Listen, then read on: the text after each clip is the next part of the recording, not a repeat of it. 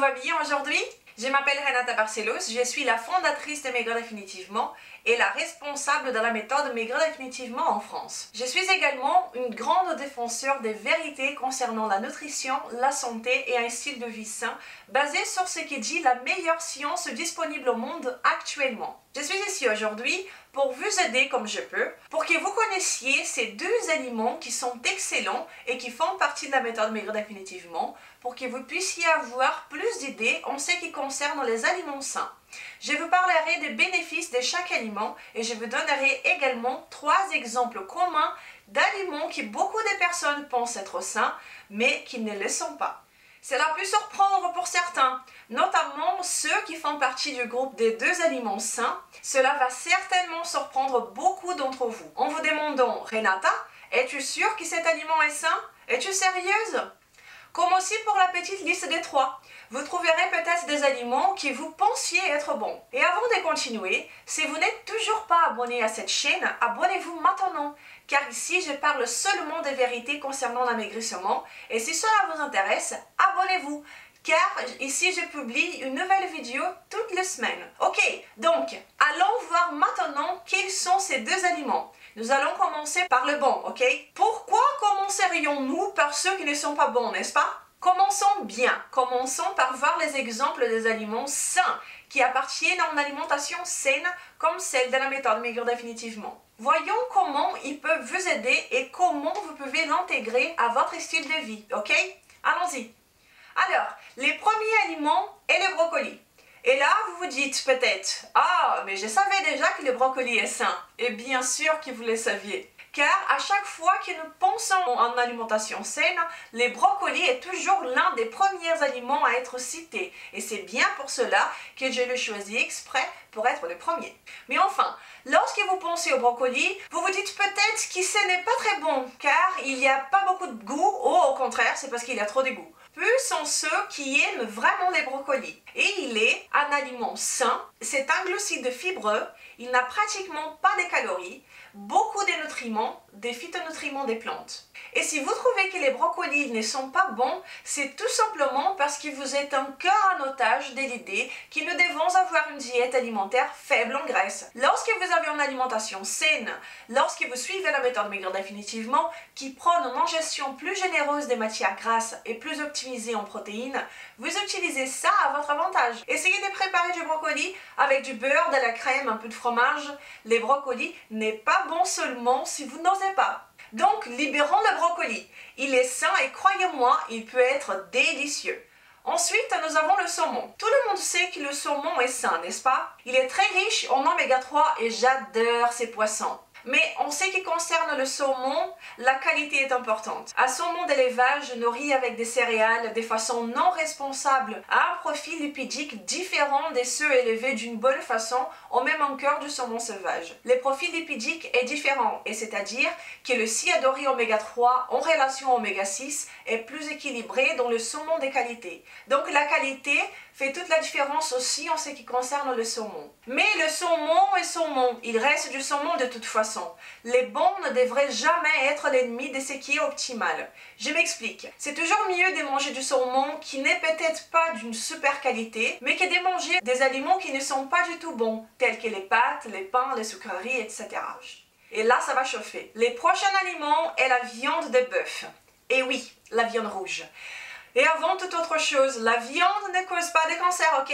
Je ne sais pas si vous suivez mon travail depuis longtemps, et si c'est le cas, vous savez très bien que la viande ne cause pas de cancer. Mais voilà, encore une fois, la viande ne cause pas de cancer.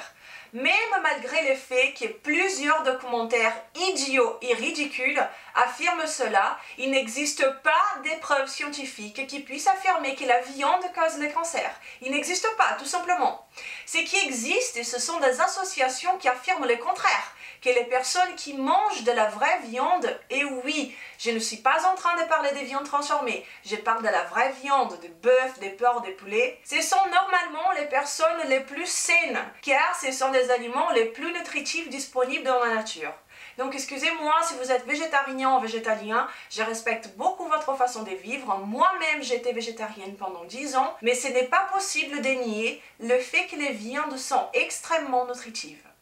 Je suis complètement contre la maltraitance animale. Je suis contre la façon dans laquelle l'industrie de la viande traite les animaux et se fiche de l'environnement. Nous avons toujours la possibilité d'essayer de consommer de la viande provenant des petits producteurs qui s'engagent à élever des animaux sans antibiotiques et de façon plus respectueuse et moins polluante. Cela coûtera plus cher, mais des fois, mieux vaut moins manger pour mieux manger.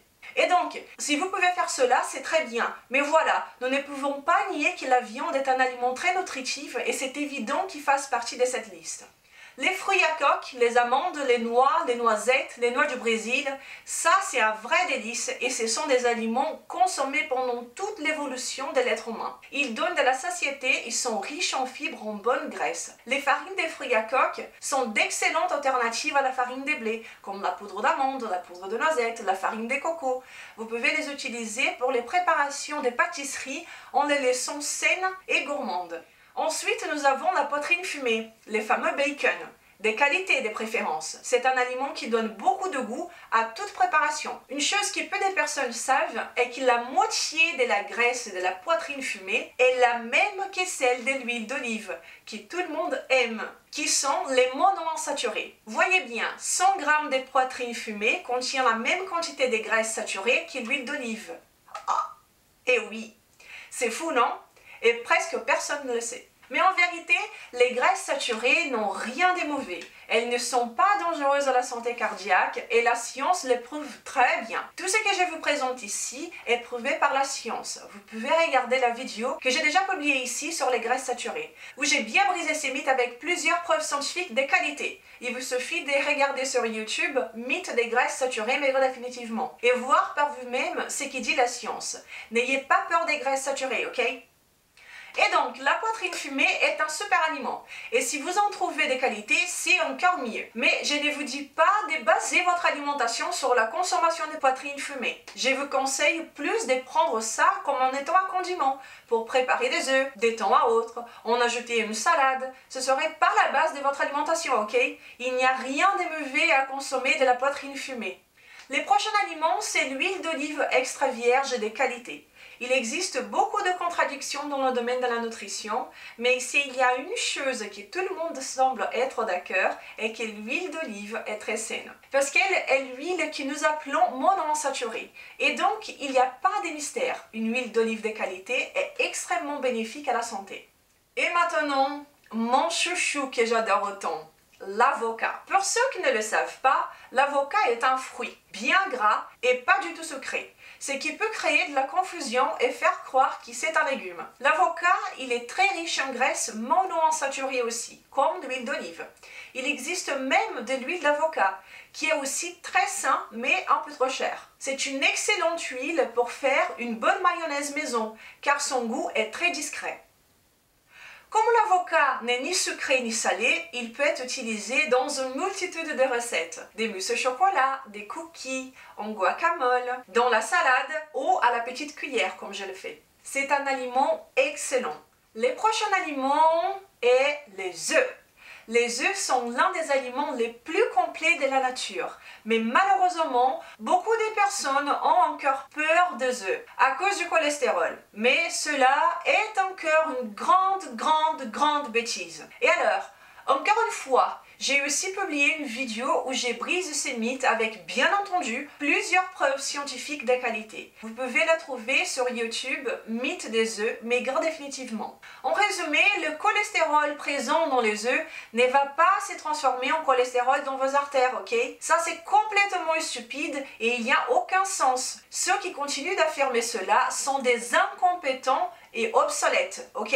Si vous entendez ça d'un professionnel de santé, sachez qu'il est incompétent et obsolète. Le cholestérol de votre alimentation est très peu lié au cholestérol présent dans votre sang, ok? Cela est prouvé par la science depuis plusieurs décennies. Je présente tout ça dans la vidéo dont je vous ai parlé. Donc à chaque fois que vous entendez ça, demandez poliment que la personne vous présente des preuves de ce qu'elle affirme. Elle n'en aura pas. Les fromages sont très nutritifs pour ceux qui supportent la lactose. J'adore les fromages. Le vrai, c'est celui qui n'a pas d'autre chose que du lait, du sel et des ferments lactiques. Tous les fromages, dès qu'ils sont vrais, au lait des vaches, des chèvres, brebis. Et donc voilà, c'est un autre bon aliment et pour ceux qui les tolèrent, Ils sont très nutritifs. Les fraises, c'est un fruit avec un indice glycémique bas. Il contient très peu de sucre et est riche en antioxydants. Vous pouvez en faire des smoothies, en ajouter à une salade. Elles n'impactent pas beaucoup votre insuline, ainsi que d'autres fruits rouges, comme les framboises, les mûres, les myrtilles. Ces fruits sont les bienvenus dans une alimentation saine et faible en glucides. Et le dernier aliment de cette liste d'aliments sains est le chocolat à 80% minimum. Et oui, 80% minimum. Car si vous voulez manger du chocolat, mangez du chocolat. Et non pas une pâte faite majoritairement avec du sucre et du lait, comme le sont la plupart des chocolats. Si vous n'êtes pas habitué, il vous suffit de commencer. Vous allez vous adapter et apprécier de plus en plus les vrais chocolats. Ces chocolats sont très nutritifs, ils sont riches en graisse et c'est un bon aliment et un dessert facile qui a peu de sucre. Plus il y a du cacao, moins il y a de sucre. Donc, je vous suggère d'augmenter votre niveau d'exigence en ce qui concerne le chocolat et que vous commenciez à apprécier le vrai goût du cacao que vous trouvez dans ceux avec plus de 80%. Et maintenant que nous avons vu ensemble les deux aliments qui font partie d'une alimentation saine, allons voir maintenant 3 exemples qui ne sont pas sains du tout et qui vous empêcheront d'être en bonne forme physique ainsi qu'en bonne santé. Et le premier est le pain. Et je sais que cela rendra beaucoup de personnes malheureuses. Mais voilà, c'est comme ça, je suis désolée. Le pain est mauvais selon plusieurs aspects, mais il y a 3 grandes raisons de pourquoi il n'est pas du tout sain. Bien au contraire, c'est l'un des pires. La première raison est qu'il y a un indice glycémique très élevé, et c'est-à-dire qu'il stimule beaucoup l'insuline dans le sang. Et l'insuline, au cas où vous ne le savez pas, est l'hormone responsable du stockage des graisses. Et lorsqu'elle est présente dans votre sang, que se passe-t-il? Elle bloque la combustion des graisses. Et alors, lorsque vous mangez du pain, vous mettez votre corps dans un état de stockage des graisses tout en bloquant la combustion des graisses. Et ceci est seulement une des raisons de pourquoi le pain n'est pas bon pour vous. La deuxième raison est qu'il contient du gluten, une protéine qui est problématique pour beaucoup de personnes. Même pour ceux qui n'ont pas la maladie cœliaque, qui est quand vous êtes intolérant au gluten, peuvent présenter des troubles de digestion et intestinaux et autres allergies à cause de la consommation du gluten. Il existe une grande discussion dans le monde en ce qui concerne le gluten. Mais s'il y a une chose que nous ne pouvons pas nier, est que la consommation d'aliments qui contiennent cette protéine est trop élevée. Certaines personnes consomment du gluten plusieurs fois par jour dans la même journée, tous les jours, et cela fait beaucoup. Et la troisième raison de pourquoi le pain n'est pas bon pour vous est qu'il contient très peu de nutriments. Il est si peu nutritif que les farines doivent même être enrichies pour qu'elles soient un peu utiles à votre corps. La farine de blé n'est pas du tout nutritive lorsque nous la comparons à d'autres aliments sains comme ceux que nous avons vus tout à l'heure. Donc je suis désolée, mais vous n'avez pas besoin de pain, ni pour ses fibres, ni pour ses nutriments. Vous n'avez besoin de lui pour rien du tout. Je vous conseille d'essayer de faire des pains faibles en glucides, les fameux low carb, avec de la poudre d'amande, de la farine de lin, du psyllium, de la farine de coco. Vous pouvez jouer avec les goûts et les consistances et décider de prioriser votre santé plutôt que d'assouvir un plaisir immédiat avec du pain ordinaire. Et le deuxième ici est le sucre. C'est le plus méchant de tous. Pas seulement pour ceux qui désirent maigrir, mais tous ceux qui veulent être en bonne santé. Et le sucre est malheureusement partout. Il est dans les sauces tomates, dans le jus des fruits, dans les sucreries, même dans des aliments salés, dans des condiments, etc. Et comme affirme le docteur David Ludwig, le sucre est comme des cigarettes pour les enfants. Les sucres sont une toxine. Il y a un nouveau livre de Gary Taubes, The Case Against Sugar, qui démonte l'industrie du sucre et montre les raisons pour lesquelles le sucre est mauvais pour notre corps. Et alors là, pour les diabétiques, le sucre est un venin. C'est de la pure kryptonite. Beaucoup de personnes se disent addictes au sucre, et cela peut être effectivement vrai, car plus vous en mangez, plus vous en avez envie. Donc essayez de réduire la fréquence avec laquelle vous consommez du sucre ou des goûts sucrés pendant la semaine, et vous allez remarquer que le sucre n'aura plus autant de contrôle sur vous, et vous allez aussi permettre à votre corps de rétablir et d'avoir une meilleure forme physique. Le sucre est le pire ennemi de ceux qui veulent maigrir, et le pire ennemi de ceux qui veulent être en bonne santé. Et c'est bien pour cela qu'il mérite sa place dans cette liste d'aliments horribles pour la santé. Et le dernier de ces aliments horribles sont les huiles végétales. Comprenez bien, Les huiles végétales ne sont pas de la nourriture. Les huiles végétales sont une aberration industrielle. Et les personnes sont en train de les consommer en pensant qu'elles sont saines seulement parce qu'elles ne contiennent pas du cholestérol. C'est une stupidité sans limite. Les huiles végétales sont pro-inflammatoires. Faibles en nutriments, elles s'oxydent trop facilement et sont liées à l'apparition de l'inflammation généralisée dans le cœur. J'ai déjà parlé plusieurs fois de huiles végétales dans mes vidéos ici. Elles ne sont pas de la nourriture. C'est là qu'on prend l'huile de maïs, l'huile de soja, l'huile de colza. Elles sont toutes pro-inflammatoires, de mauvaise qualité et intoxiquent notre cœur et elles contiennent de petites quantités de graisses trans, mais personne n'en parle. Et tout le monde sait que les graisses trans ne sont pas bonnes du tout pour la santé. Donc il n'y a même pas un aspect positif dans l'utilisation de l'huile végétale, à moins que vous les mettiez dans la chaîne de votre vélo par exemple. Comme le dit le cardiologue britannique très connu et respecté dans son domaine, A.S.M. Malhotra, les graisses dans l'alimentation ne causent pas les rétrécissements des artères par l'accumulation des plaques. C'est l'inflammation qui est responsable de cela. Et devinez quoi? Les huiles végétales sont pro-inflammatoires. Donc, si vous les utilisez, sachez que vous allez dans le droit chemin des maladies et des prises de poids. Et tout comme le sucre, elles sont partout, dans les soupes, dans les plats préparés, dans les pâtisseries, dans les gâteaux, dans les sauces tomates, dans le restaurant. Nous vivons dans une société où nous mangeons beaucoup trop d'oméga 6 et pas assez d'oméga 3. Et l'oméga 6 est plus inflammatoire et l'oméga 3 est anti-inflammatoire. Et donc voilà, ce sont 3 aliments horribles qui vous serez très heureux et sains si vous évitez de les manger.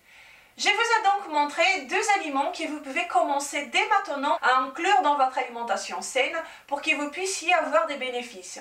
Et si votre objectif est l'amaigrissement, la stratégie la plus prouvée par la science est d'avoir une alimentation saine, basée sur des vrais aliments, comme celle de la méthode maigre définitivement, qui est faible en glucides. Une pratique correcte du jeûne intermittent, bien fait au bon moment, et ensuite la priorisation de la densité nutritionnelle des aliments. Lorsque vous alignez ces 3 éléments, vous augmentez beaucoup votre capacité à maigrir de façon saine, sans compter les calories, sans être affamé et en vous sentant bien et en attendant au cœur. Si vous voulez en savoir plus sur la méthode maigre définitivement, visitez maigredéfinitivement.fr. Et voilà, c'est ça que j'avais à vous dire aujourd'hui. J'espère que cette vidéo vous a été utile et que vous l'avez appréciée. Si c'est bien le cas, n'hésitez pas à la partager. Et si vous n'êtes pas encore abonné à ma chaîne, ne perdez plus de temps. Je viens ici toutes les semaines avec ce qu'il y a de mieux concernant la nutrition, la santé et un style de vie sain.